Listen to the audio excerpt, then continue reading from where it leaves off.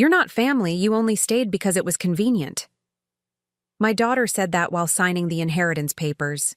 My son-in-law stayed quiet. I just signed another sheet and left in silence. 3 weeks later, she found out what I had signed. I'm glad to have you here. Follow my story until the end and comment the city you're watching from so I can see how far my story has reached. The rain tapped against my windshield as I pulled into the law office parking lot. My arthritic hands gripped the steering wheel, tighter than necessary, partly from the pain, partly from the anxiety gnawing at my stomach. I didn't know why Indy had called me to sign these papers today, but her tone left no room for questions. Just be there at 3, Mom. Don't be late. These papers need your signature. I turned off the engine and sat there, watching raindrops race down the glass. At 65, I'd thought I was past the stage of feeling like a scolded child. Apparently, not. Inside, the receptionist barely looked up as I shook the rain from my umbrella. "They're waiting for you in conference room B," she said, not bothering with pleasantries. The hallway seemed longer than it should have been, each step forward carrying the weight of something final. I'd been feeling it for months now. The subtle shift in how Indy looked at me, the way conversations stopped when I entered rooms, the whispered discussions between her and Lance. I knocked softly before entering. They were both there, Indy in her crisp navy suit, Lance beside her, his attention fixed on a stack of papers. Neither stood when I entered. "You're 5 minutes late," Indy said, not looking up from her phone. "I'm sorry, the rain—" "It's fine. Just sit down. We have things to do after this." I settled into the hard-backed chair across from them, placing my worn purse on my lap. For a moment, the only sound was the shuffling of papers as Lance arranged them in front of me. "These are the final distribution papers for Dad's estate," Indy explained, her voice clinical. "We've already gone through everything. This is just a formality to transfer the remaining assets." I nodded, though I knew there was more to it. After losing Harold 4 years ago, I'd moved in with Indy and Lance to help with little Mason. What started as a grandmother's love, making breakfast, handling school pickups, reading bedtime stories, had slowly morphed into something else.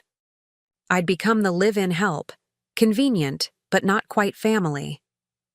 Lance slid the papers toward me. "Sign where the tabs are," he said, his voice flat. It was the most he'd spoken to me in weeks. As I reached for the pen, my hand trembled slightly. "What exactly am I signing away?" I asked, my voice softer than intended. Indy sighed, the exasperated sound I'd grown too familiar with. "Mom, it's just formalities. Everything Dad left for both of us. The house, the accounts, his investments. We've been over this." I hadn't been over anything. Since Harold's death, financial discussions happened without me, behind closed doors. But I nodded anyway and began signing. "I'm glad this is finally getting settled," Lance said to Indy, as if I weren't there. "We can move forward with the renovations next month." Renovations? To my house? The home Harold and I had built together? I paused, pen hovering over the next tab. "What renovations?" Indy's eyes met mine, something cold and unfamiliar in them. "We're gutting the old place. It's outdated, and we need the space for entertaining." "But that's my home," I whispered. "It's just a house, Mom. And technically, it's our house now." I felt the air leave my lungs. "I don't understand." Indy leaned forward, placing her manicured hands flat on the table. "Let me make this clear. We're done playing house. You've been staying with us because it made sense when Mason was younger. He's in school full-time now. But I thought—" "You thought what? That you'd live with us forever?" "That wasn't the deal." I stared at my daughter, this stranger with familiar eyes. "What deal?" "I came to help you after your father died. And we appreciated that. But it's time for you to find your own place." My pen clattered to the table. "Where will I go?" For the first time, Lance looked uncomfortable, but Indy's expression remained unmoved. "There's a nice retirement community in Brentwood. We've already looked into it for you." The words hit like physical blows. A retirement home. They'd been planning this.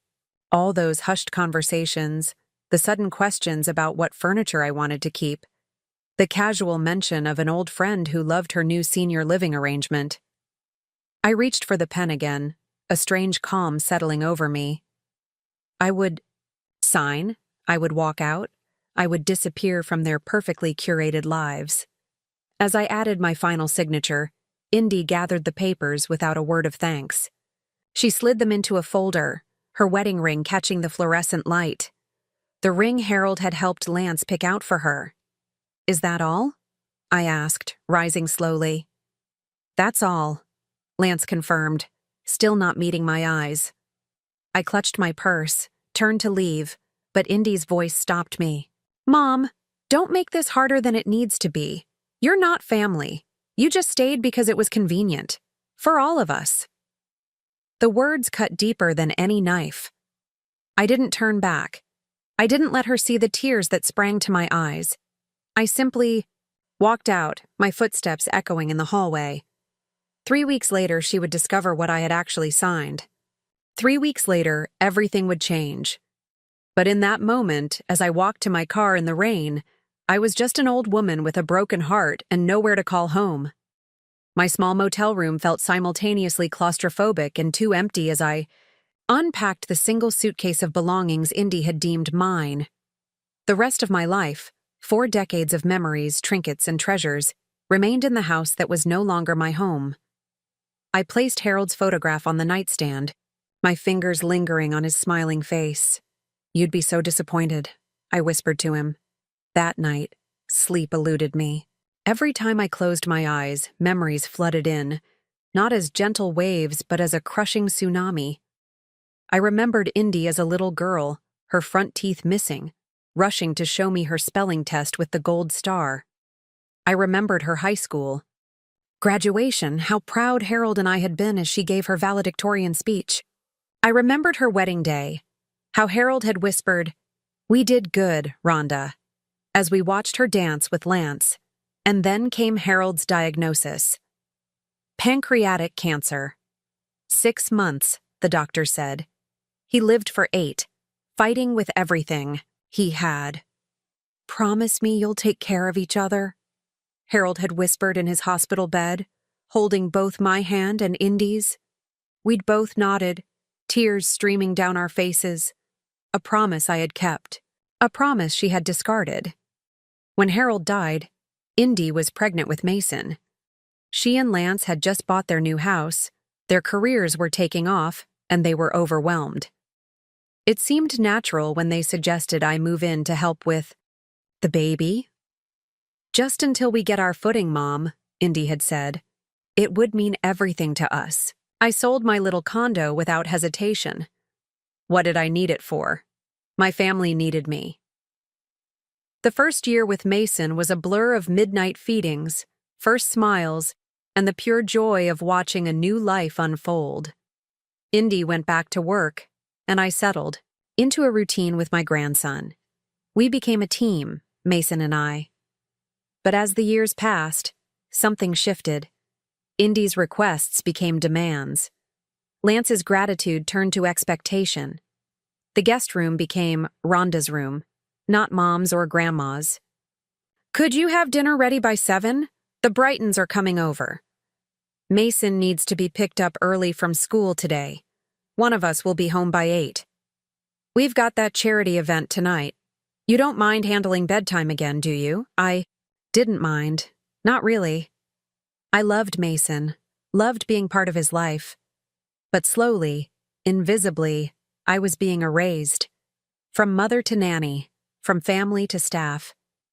There was the Christmas party when I overheard Indy introducing me to her colleagues. "This is Rhonda, she helps us with Mason." Not my mother.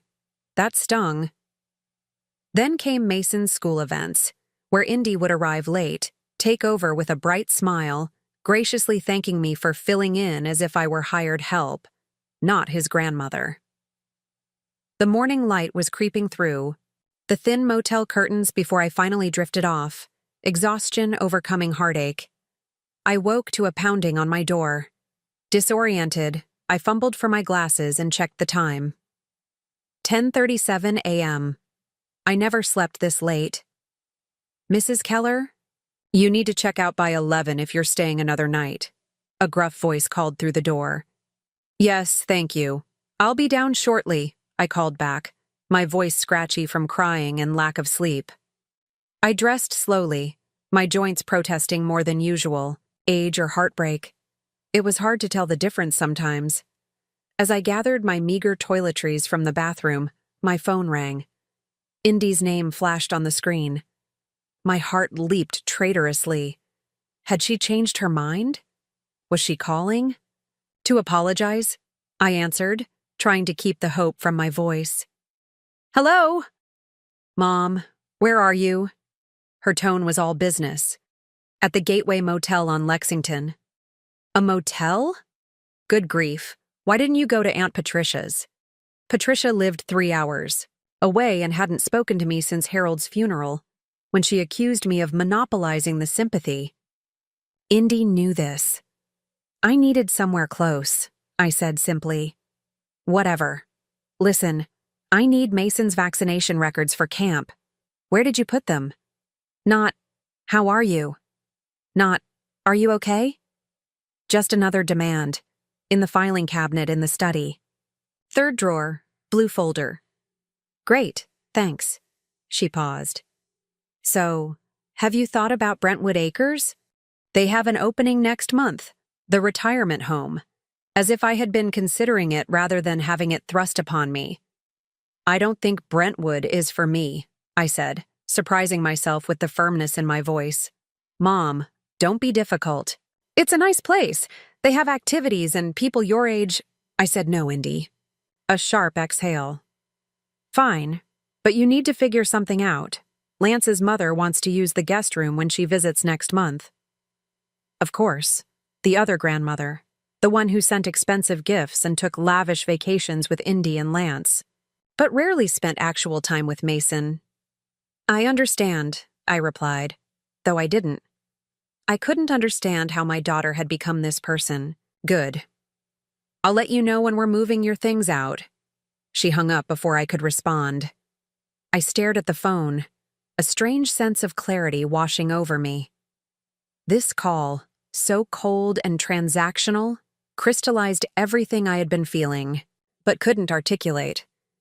For years, I had been making excuses for Indy's behavior. She was stressed. She was ambitious. She had so much on her plate. But the truth was simpler and more painful. She simply didn't value me anymore. I sat on the edge of the motel bed, Harold's photograph in my hands. I kept my promise, I told him. I took care of her, but she's not taking care of me. My eyes fell on my battered leather purse, where the copy of yesterday's paperwork sat. The documents I had signed so obediently. The papers I had subtly altered with a single checked box before signing. A small act of self-preservation that Indy and Lance, in their rush and arrogance, had missed completely. In 3 weeks, when the processing was complete, they would discover what I had done. Not out of malice, but out of necessity. The property in Cape Cod that Harold had left solely to me, our secret sanctuary, would remain mine, not part of the estate they so eagerly divided. It wasn't a fortune, but it was something. It was mine. And for the first time in years, I allowed myself to think not about what Indy needed, but what I needed. I reached for my phone again, this time calling a number I hadn't used in years. Hello, Martin. It's Rhonda Keller. I need your legal advice. Martin. Goldstein's office smelled of old books and coffee. At 72, he was semi-retired, but he'd been Harold's friend for 40 years and our family lawyer for nearly as long. His eyebrows rose as he reviewed the documents I'd brought. Rhonda, you checked box 14C. He looked at me over his reading. Glasses. Did you understand what you were doing? I nodded, smoothing my skirt with trembling hands. I did. and they didn't notice? They didn't even look. Lance just told me where to sign. Martin leaned back in his chair, a smile playing at the corners of his mouth. Harold would have appreciated the irony. He was right. Harold had always admired quiet strength, the kind that didn't announce itself. In our 43 years of marriage, I'd seen him outmaneuver countless aggressive businessmen with nothing more than patience and attention to detail. "Tell me about the property again," I asked, though I knew the story by heart. I just wanted to hear it from someone who remembered Harold kindly. Martin's eyes softened. 4 years ago, just after his diagnosis, Harold came to see me. He wanted to protect you. Ensure you'd always have a place that was yours alone. He tapped the folder. The Cape Cod house was his gift to you. He specifically arranged for it to remain separate from the family estate. The Cape Cod house. Our little sanctuary by the sea. We'd purchased it for a song 30 years ago when the area was still undeveloped. Harold had seen the potential in the weathered little cottage with its unobstructed ocean view. Over the years, we'd renovated it bit by bit, turning it into our personal paradise. "The property has tripled in value since you bought it," Martin continued. "Conservative estimate puts it at about $2.8 million now," I gasped. "That much? That?" Area has exploded in the last decade. Plus, Harold made some smart investments with the rental income. There's a sizable account attached to the property. A strange sensation washed over me. Not quite joy, not quite vindication, but something in between. For years, Indy and Lance had treated me as financially dependent on them, conveniently forgetting that I had supported them countless times. "When will they find out?" I asked. 3 weeks, give or take. When the estate finalization goes through, they'll realize the Cape Cod property wasn't included. Martin paused. "Rhonda, they're going to be angry." I smiled sadly. "They're already angry, Martin. They just don't know it yet." The next day, I checked out of the motel. Martin had insisted I stay in his guest house until I figured out my next steps. "Marjorie would have my head if she knew I let you stay in that flea trap," he'd said, referring to his late wife. The guest house was a charming little cottage behind his main home, with a small garden and enough privacy to think clearly. For the first time in days, I spent the morning calling the few friends I'd managed to maintain despite Indy's subtle disapproval. Most were shocked to hear what had happened. "But why would they do that?" my friend Dorothy kept asking. "After everything you've done for them?" I had no answer. Or rather, I had too many. Greed. Entitlement. The slow poison of taking someone for granted until they become invisible. On the third day at Martin's, I found myself sorting through the single suitcase of belongings I'd managed to take with me. At the bottom, wrapped in a scarf, was a small leather-bound book, Harold's journal. He'd given it to me on his last Christmas, his handwriting shaky but determined. "Read it when you need to remember us," he'd whispered. I'd never opened it, too afraid of the grief it might unleash. But now, sitting in the quiet of Martin's garden, I felt ready. I needed Harold's voice, his wisdom. The first entry was dated shortly after his diagnosis. September 15th, 2019. Rhonda doesn't know I've seen through Indy's plan. Our daughter has always been clever, but she thinks I don't notice how she's already rearranging our lives, making decisions about Rhonda's future. I've always been proud of Indy's ambition, but I fear it's hardened her heart. I spoke with Martin today about protecting Rhonda. The Cape Cod house will be her security, her escape, if needed. I've arranged everything to keep it separate from the main estate. Indy won't know until it's too late to contest. I hope I'm wrong about our daughter. I hope that when I'm gone, she'll show Rhonda the love and respect she deserves. But I've seen the coldness in her eyes when she thinks no one's looking. How she speaks to her mother when I'm out of the room. Rhonda believes the best in everyone, especially her children. It's her greatest strength and her greatest vulnerability. She won't see this coming until it's too late. I closed the book, tears streaming down my face. Harold had known. All along, he had seen what I couldn't bear to acknowledge. That Indy had been planning to discard me for years. The next entry confirmed my fears. December 3rd, 2019 overheard Indy and Lance talking about elder care options for Rhonda after I'm gone. Not about bringing her to live with them, but about facilities where she wouldn't be lonely. As if warehousing my wife would be doing her a favor. I confronted Indy. She claimed they were just exploring all possibilities. The look in her eyes when she thought I wasn't watching told a different story. She sees her mother as a burden, an obligation to be managed. I've added more to Rhonda's separate account. Martin has the details. The Cape House isn't just a property. It's her independence. Page after page revealed Harold's quiet battle to secure my future, his growing concern about Indy's character, his love for me shining through every word. In his final entry, written just days before he died, Harold seemed at peace. April 28, 2020, everything is in place for Rhonda. The Cape House, the accounts, all secured in her name only. Indy doesn't suspect a thing. My greatest regret is leaving Rhonda to face what's coming alone. But she is stronger than she knows. When the time comes, she'll find that strength. I've loved her since we were practically children. She deserves so much better than what Indy is planning. I hope someday our daughter realizes what she's throwing away. Not just her mother's love, but her own capacity for compassion. Rhonda, if you're reading this, remember, you were always enough. More than enough. And you deserve a life filled with the same kindness you've given others. Don't let them convince you otherwise. I closed the journal, clutching it to my chest as the sun began to set over Martin's garden.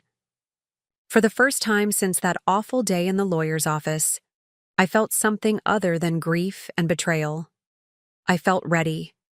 The ringing of my phone shattered the morning quiet of Martin's garden.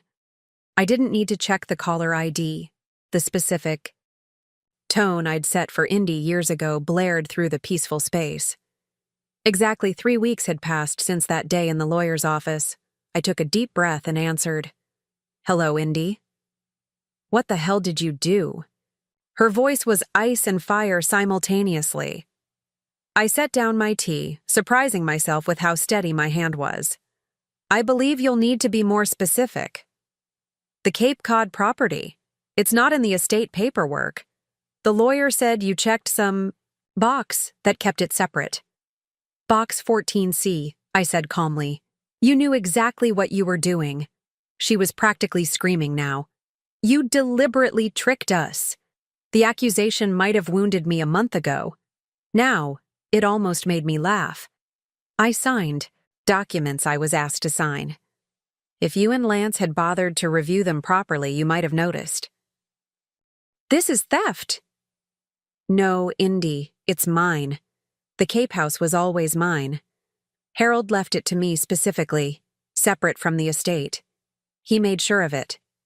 Dad would never—" "Your father knew exactly what he was doing," I interrupted, surprising myself with my firmness. "He saw how you were treating me, even before he died. He wanted to make sure I was protected." The silence on the other end stretched for several seconds. "We're coming over," she finally said. "Where are you staying?" I hesitated. Part of me wanted to refuse, to keep my sanctuary private. But another part, perhaps the stronger part, wanted to face her, to stand my ground. "I'm at Martin Goldstein's guest house." "The old lawyer? Why would you—" "Never mind. We'll be there in an hour." The call ended abruptly. I sat motionless for several minutes, processing what had just happened and what was about to happen. Then I called Martin. "They're on their way," I told him. "Just Indy and Lance, I think." "Do you want me to be there?" he asked, concern evident in his voice. "No, I need to do this myself." I paused. "But maybe stay nearby." "I'll be in the main house. Just shout if you need me." I used the next hour to prepare myself, not just emotionally, but physically. I showered, styled my hair, and put on my favorite navy dress, the one Harold always said made my eyes shine. I wanted Indy to see me not as the discarded mother, but as the woman I truly was. Strong, dignified, whole. When the doorbell rang, I was ready. Indy stood on the porch, Lance slightly behind her. She wore her power suit, the one she saved for important negotiations. Her eyes widened slightly at my appearance, as if she'd expected to find me disheveled and broken. "Come in," I said, stepping aside. They entered the small guest house, Indy's gaze sweeping critically over the modest furnishings. I led them to the sitting area, where I'd prepared coffee and Indy's favorite lemon cookies, the ones I used to bake for her school lunches. "Let's get to the point," Indy said, ignoring the offered refreshments. "You deliberately withheld the Cape property from the estate division." "I didn't withhold anything," I replied evenly. "The Cape house was never part of the estate to begin with. Your father left it directly to me." "That's impossible. Everything was supposed to be divided equally." "Not everything. Harold made specific provisions for me. The Cape house was my security." Lance cleared his throat, speaking for the first time. "The property is worth almost $3 million now." "I'm aware." "Be reasonable, Rhonda," he said, dropping the mom he'd used for 15 years. "That's a significant asset. It should be shared." I looked at him steadily. "Like your home was shared with me, before you decided I was inconvenient?" He had the grace to look away. Indy paced the small room, her heels clicking aggressively on the hardwood floor. "This is ridiculous. You're being petty because we asked you to move out." "You didn't ask, Indy. You informed me I was being discarded." I kept my voice calm. "And you didn't just ask me to move out. You told me I wasn't family." "I never said, 'You're not family.' You just stayed because it was convenient." "Those were your exact words." Her mouth opened, then closed. For a brief moment, something like shame flickered across her face. "I was upset," she finally said. "But that doesn't change the fact that you deliberately deceived us about the Cape house." "No, I simply protected what was rightfully mine, just as your father intended." Lance leaned forward, adopting his negotiation posture. "Look, we can work something out. Sell the property and divide the proceeds. That would be fair." "Fair?" The word tasted bitter on my tongue. "Was it fair when I sold my condo to move in? With you? When I spent 5 years raising your son while you built your careers? When you introduced me as the help, rather than your mother?"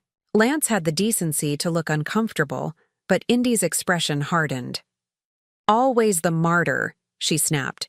"No one forced you to help with Mason." "No, they didn't. I helped because I love him, because that's what family does. And now you're punishing us by keeping the Cape house." I took a deep breath. "I'm not punishing anyone, Indy. I'm simply taking care of myself since you've made it clear you won't." A sudden noise from outside drew our attention. Through the window, I could see Mason riding his bike in Martin's driveway, with Martin pretending to chase after him. The boys' laughter floated through the open window. "Is that—" Indy stood abruptly. "You've been seeing Mason behind our backs?" "No. He's here with Martin. It's the first time I've seen him since I left." Indy moved to the window, watching her son play. For a moment, her expression softened.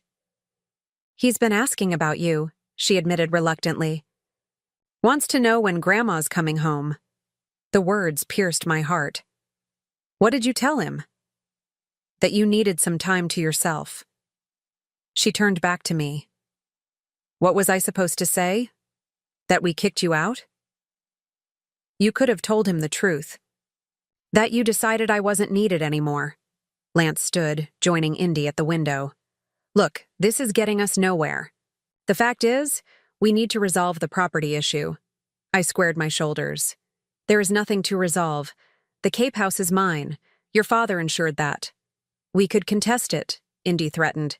Take it to court. You could try, I agreed. But Martin has all the documentation showing it was Harold's explicit wish. Plus, you signed the papers too, Indy. Her face flushed with anger. This isn't over. Actually, it is. I stood, signaling the end of our conversation. I've given you both 15 years of unwavering support. I've loved your son as my own. I never complained, never asked for recognition, and when you decided I was disposable, I left without a fight. I walked to the door and opened it. The Cape House is non-negotiable. It's my home now, my sanctuary, just as Harold intended. Indy stared at me, her expression a mixture of rage and something else, perhaps respect or simply surprise at my newfound backbone. Mason misses you, she said abruptly. He cries at night. The words were like a knife to my heart, but I refused to be manipulated. He's welcome to visit me. I'm still his grandmother, even if you've decided I'm not your mother. And where exactly? Will he visit you? Here? In this? Guest house? No, I said, my decision crystallizing in that moment. At the Cape House. I'm moving there next week. Indy's mouth fell open. You can't be serious. It's 3 hours away. I'm very serious. It's my home now. Lance placed a hand on Indy's arm, guiding her toward the door. We should go. As they stepped onto the porch, I called after them. Tell Mason I love him. That will never change, regardless of what's happened between us. Indy paused, not turning back. This isn't what Dad would have wanted. I smiled sadly, though she couldn't see it. Actually, Indy, it's exactly what he wanted. He knew me better than anyone, and he knew you too. They walked away without another word, straight-backed and rigid. Through the window, I watched as they approached Mason, who was still riding circles, around Martin. The boy spotted his parents and quickly abandoned his bike, running to them with open arms. But before he reached them, he turned and waved enthusiastically at me through the window. I waved back, tears stinging my eyes. This wasn't the end. It was just the beginning. The Cape Cod house was exactly as I remembered, and entirely different at the same time. The weathered blue shutters, the creaking front porch, the way light danced across the hardwood floors in the afternoon. All this remained unchanged. But now, without Harold's booming laugh filling the rooms or his reading glasses perpetually misplaced on various surfaces, the house felt both hollow and full of possibilities. It had been 2 weeks since I'd moved in. 2 weeks of reacquainting myself with solitude, of learning to hear my own voice again without the constant background noise of other people's expectations. I was arranging wildflowers in Harold's favorite vase when the phone rang. Unknown number. I considered letting it go to voicemail, then changed my mind. Hello? Mrs. Keller? A man's voice, hesitant. It's Lance. My hand tightened around the receiver. Lance, this is unexpected. I know. He paused. I'm in town, near you, I mean, in Cape Cod. Why? I have a conference in Boston. I drove down to. I don't know why I'm here, honestly. He sounded different somehow, less confident, more human. Could we talk? In person? My first instinct was to refuse, to protect the sanctuary I'd created. But something in his voice gave me pause. There's a coffee shop called Seabreeze on Main Street. I can meet you there in 30 minutes. Thank you, he said, and I could have sworn he meant it. Seabreeze was quiet for a Saturday, just a few tourists lingering over late lunches. I spotted Lance immediately, sitting at a corner table, staring into a mug as if it contained answers to questions he hadn't yet asked. He stood when he saw me, awkwardly pulling out a chair. Thank you for coming. I sat, studying him. He looked tired, the polished corporate facade cracked enough to show the strained man beneath. Why are you here? Lance? He twisted his wedding ring, a nervous habit I'd noticed years ago. I've been doing a lot of thinking since we last spoke. About what you said. About how we treated you. I waited, unwilling to make this easier for him. Mason cries for you every night, he continued. He doesn't understand why you're gone. And what have you told him? Lance looked genuinely pained. Nothing that makes sense, not even to me anymore. He took a deep breath. The truth is, I'm here because I need to apologize. Of all the things I'd expected from this meeting, an apology wasn't one of them. Indy doesn't know I'm here, he added quickly. She'd be furious if she knew. Then why risk it? He looked out the window, toward the ocean barely visible in the distance. Because I can't sleep. Because every time I look at Mason, I see the hurt in his eyes. Because I stood by while Indy treated you like you were disposable, and I know it was wrong. I sipped my coffee, giving myself time to process his words. It wasn't just Indy, Lance. You were complicit. He nodded, accepting the accusation. I was. I let it happen because it was easier. Because confronting Indy is. He trailed off. Difficult. I finished for him. She's always been strong-willed. That's a charitable way of putting it. He gave a rueful smile.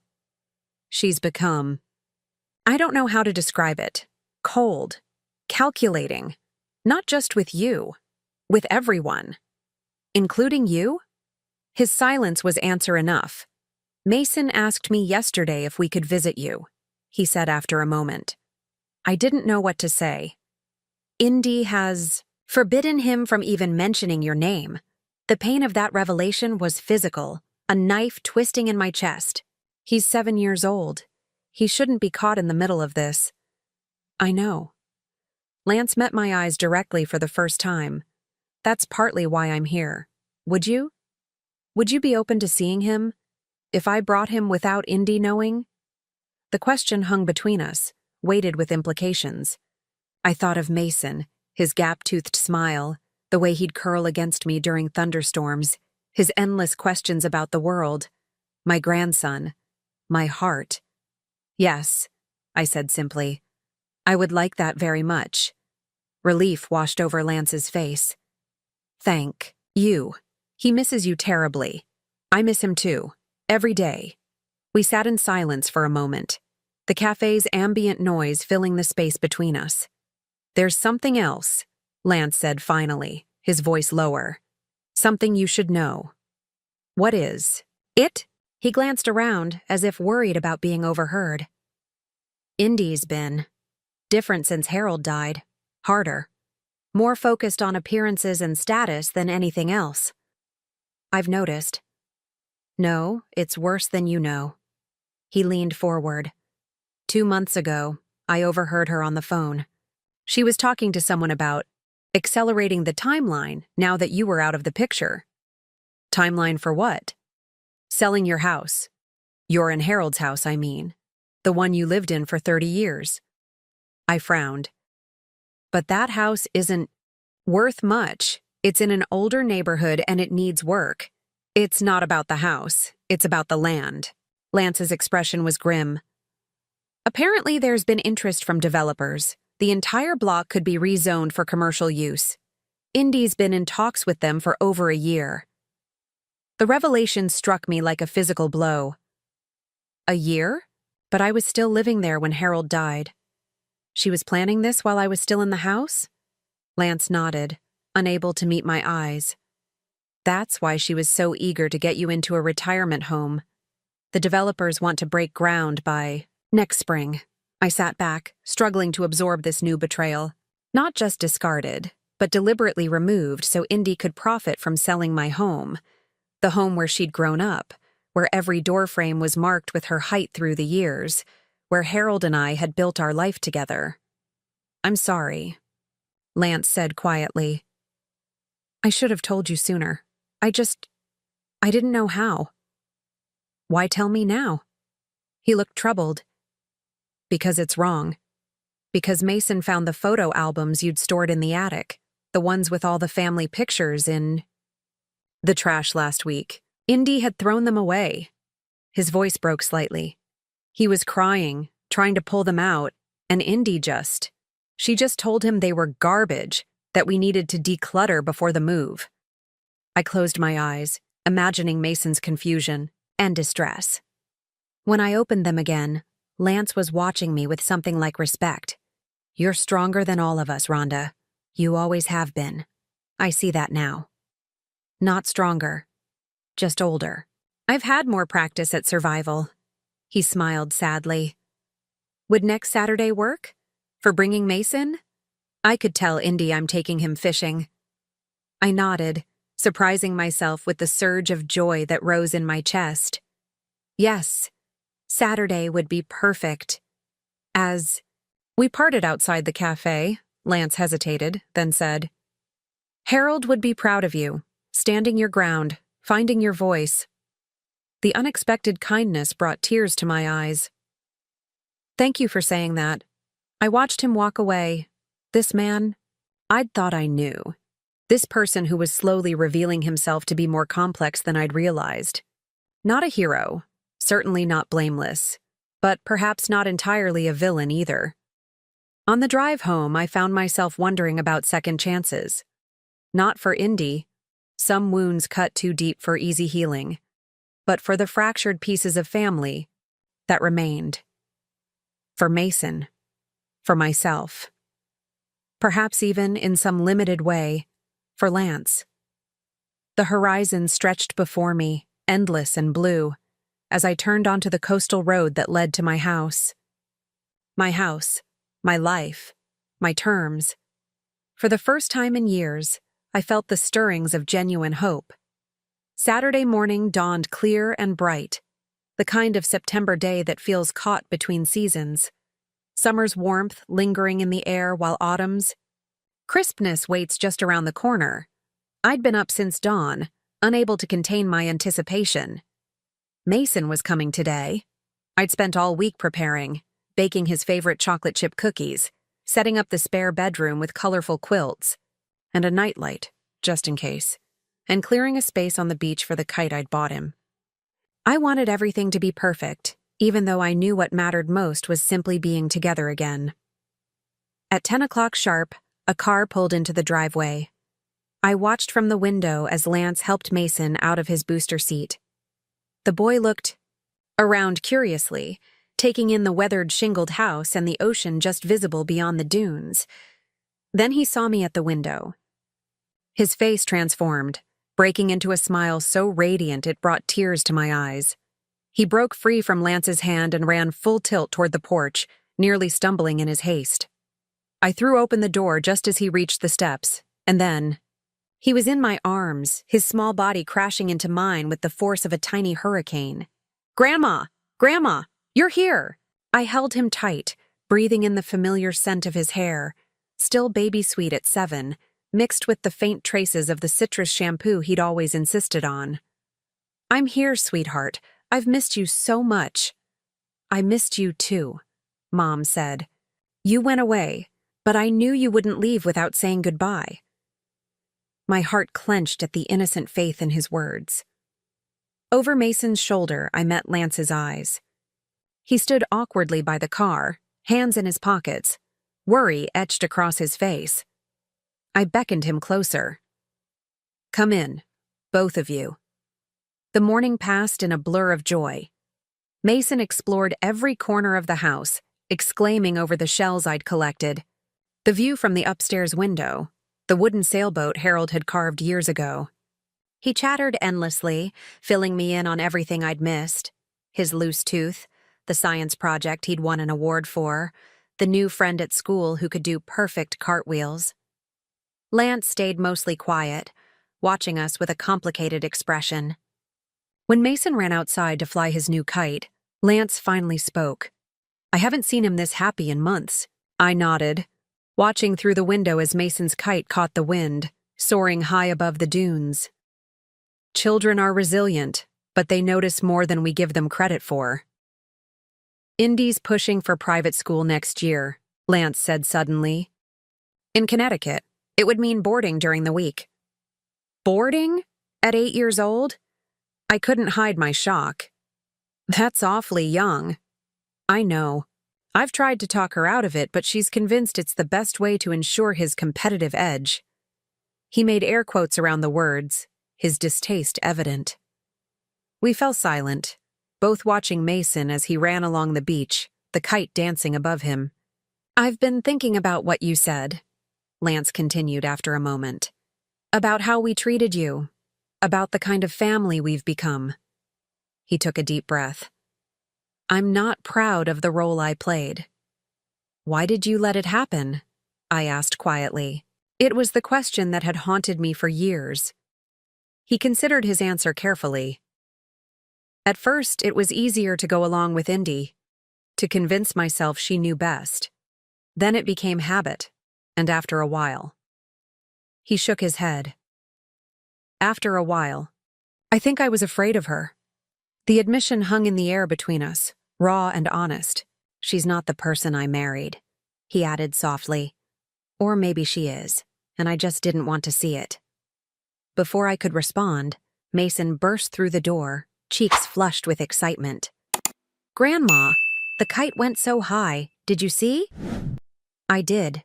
"Sweetheart, you're a natural kite flyer. Can we have cookies now? Dad said you made cookies." I laughed, grateful for the interruption. Some conversations weren't meant for young ears. "We certainly can. And afterward, how would you like to help me collect shells for that special jar I showed you?" Mason's enthusiastic yes seemed to lighten the atmosphere, pushing back the shadows of our previous conversation. The afternoon passed pleasantly. We walked the beach, collected perfect scallop shells, built a sandcastle complete with moat and drawbridge, and returned to the house sandy and content. After dinner, macaroni and cheese, Mason's favorite, Lance reluctantly looked at his watch. "We should head back soon. We told your mom we'd be home before dark." Mason's face fell. "Can't we stay longer? Please, Dad?" Lance and I exchanged glances over Mason's head. "Not today, buddy," Lance said gently. "But maybe we can come back soon. Promise?" Mason looked between us, his eyes big and hopeful. "I promise," Lance said firmly, surprising me with his conviction. As they prepared to leave, Mason hugged me tightly. "I don't want to go?" I knelt to his level, holding his small hands in mine. "I know, sweetheart, but you can call me any time, and I'll be right here, waiting to see you again." "Mom threw away our pictures," he said suddenly, his voice small. "The ones of you and Grandpa. I tried to save them, but she got mad." My heart broke for him, caught in the crossfire of adult conflicts he couldn't possibly understand. "I have plenty of pictures here," I assured him. "Next time you visit, we'll look at them together. And maybe we can make copies for you to keep." He nodded solemnly. "I'd like that." After one more fierce hug, he ran to the car, leaving Lance and me alone on the porch. "Thank you for today," I said. It meant the world to him. And to me. Lance nodded, his expression troubled. "Rhonda, there's something else you should know. I'm thinking about leaving Indy." The confession stunned me. "Because of how she treated me?" "That's part of it. But it's more than that. It's who she's become. The way she treats Mason when no one's watching. The constant pressure. The emotional manipulation." He ran a hand through his hair. "I've been consulting with a lawyer about custody arrangements." I took a moment to absorb this revelation. "And you're telling me this because I want Mason to have you in his life. Because when the time comes, I may need your testimony about what you've observed in our household." He looked away. "And because I thought you deserved to know." From the car, Mason waved frantically, calling for his father to hurry. Lance turned to go, then paused. "We never should have done what we did to you. I hope someday you can forgive me for my part in it." I watched them drive away, Mason's face pressed against the window, waving until they disappeared around the bend. The sunset painted the sky in brilliant oranges and pinks, reflecting off the calm surface of the ocean. I stood on the porch long after they'd gone, contemplating forgiveness, family, and the strange winding paths that life sometimes takes. 3 months later, on a crisp December morning, my doorbell rang. Through the window, I could see Lance's car in the driveway, Mason bouncing excitedly beside it. My heart leaped at the sight of my grandson, this unexpected joy in my life. But there was something different this time. The car was packed full, suitcases, boxes, Mason's favorite stuffed dinosaur visible through the window. I opened the door. As they approached, questions in my eyes. "We left," Lance said simply. "For good this time." I looked from him to Mason, who was grinning widely despite the circumstances. "What happened?" "We can talk about it later," Lance said, glancing meaningfully at Mason. "Right now, we're looking for a place to stay while I sort things out. Maybe somewhere near here." Mason suggested we ask if you know of any nice neighborhoods. Understanding dawned. This wasn't just a visit. This was a new beginning. I looked at my grandson, at his hopeful face and trusting eyes. I thought of Harold, of his quiet wisdom and foresight. I thought of the journey that had brought me here, to this moment of choice. "I might know just the place," I said, opening the door wider to welcome them in. The house Harold had left me wasn't just my sanctuary anymore. It was becoming what it was always meant to be, a home filled with love, second chances, and the quiet, strength that comes from choosing kindness over bitterness, even when the path is difficult. As I helped Mason carry his backpack inside, I caught a glimpse of the ocean through the window, vast and changeable and beautiful, like life itself. Like the future stretching before us, unwritten and full of possibility. Now I'm curious about you who listened to my story. What would you do if you were in my place? Have you ever been through something similar? Comment below, and meanwhile, I'm leaving on the final screen 2 other stories that are channel favorites, and they will definitely surprise you. Thank you for watching until here.